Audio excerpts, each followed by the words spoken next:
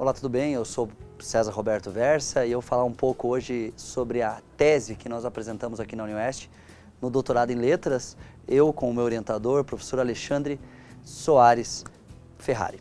Bem, a nossa ideia, a minha, é do professor Alexandre Ferrari, era justamente trabalhar análise do discurso e de um discurso específico que é o discurso psicótico, a partir de uma perspectiva diferenciada que era a sua interface com o texto literário. Por muito tempo, vários discursos não eram tomados como possíveis análises do discurso de teoria e linha francesa. Então, a ideia foi justamente trazer à tona essa possibilidade, tendo no discurso psicótico um fundo analítico, um fundo de respaldo teórico para o qual poderíamos trabalhar. Desse modo, fomos aí agraciados com a ideia de um romance intitulado O Dia em que Matei Meu Pai. E nesse romance, o sujeito mata o pai. A grande questão é, ele mata no nível de realmente efetivar o ato ou ele matou apenas no nível fora-exclusivo do seu discurso? Isto é, ele está louco, matou o pai, ou ele está louco e não matou o pai necessariamente. A partir dessa ideia, duas sendas analíticas foram discursadas, foram trabalhadas a fim de a gente estabelecer as relações de sentido, os efeitos de sentido nessa situação.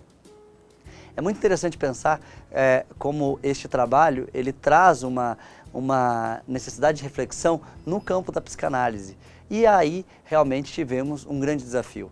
Uma teoria pesada, uma teoria bastante embasada em reflexões e situações com a linguística, uma vez que nós pegamos a perspectiva lacaniana e aonde ele trabalha o inconsciente como um produto de linguagem, mas um produto de linguagem aonde necessariamente a intenção do sujeito não existe, uma vez que somos clivados, somos divididos nessa ideia de consciente e do inconsciente.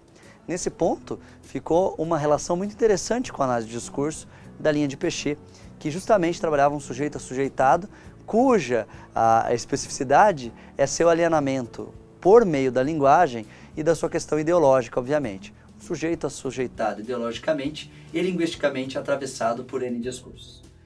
Nesse sentido, o trabalho se efetivou nessa análise. Como o discurso do psicótico se daria na situação de alguém que matou o pai e agora tenta se convencer a partir de uma perspectiva do discurso racionalizante, e tem na medicina, no discurso científico da medicina, um respaldo para sua loucura, ou no discurso jurídico, que entenderá, será que ele é louco? Medida de segurança. Se não for, ele é alguém que deve ser julgado pela justiça comum.